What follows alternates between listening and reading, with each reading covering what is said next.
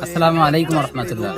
দক্ষিণ এশিয়ার সর্ববৃহৎ গতিশীল আদর্শবান জ্ঞান দক্ষতায় সমৃদ্ধ ছাত্র সংগঠন ইসলামী ছাত্র আন্দোলন বাংলাদেশ 3 দশকের অধিক সময় ধরে শৈশব কৈশোরের কণ্ঠকাঠিন্য পথ অতিক্রম করে সংগঠনটি আজ যৌবনের দীপ্ত প্রান্তর 35তম বছরে পদার্পণ করেছে।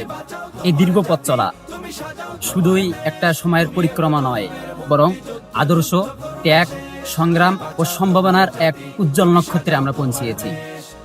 ত্রিধারা শিক্ষা ব্যবস্থার শিক্ষার্থীদের আস্থার ঠিকানা হয়ে ইসলামী ছাত্র আন্দোলন বাংলাদেশ আজও নিরন্তর কাজ করে যাচ্ছে মাটি, মানবতা, ইসলাম ও মানবতার জন্য। প্রিয় বন্ধুগণ, ঐতিহ্য, সংগ্রাম ও গৌরবময় পথ চলার 35তম প্রতিষ্ঠা বার্ষিকী উপলক্ষে আগামী 28শে আগস্ট রোজ শুক্রবার বা জুমা শহীদ ওসমান হাদি চত্বরে অনুষ্ঠিত হতে যাচ্ছে 35তম প্রতিষ্ঠা বার্ষিকী ছাত্র সমাবেশ।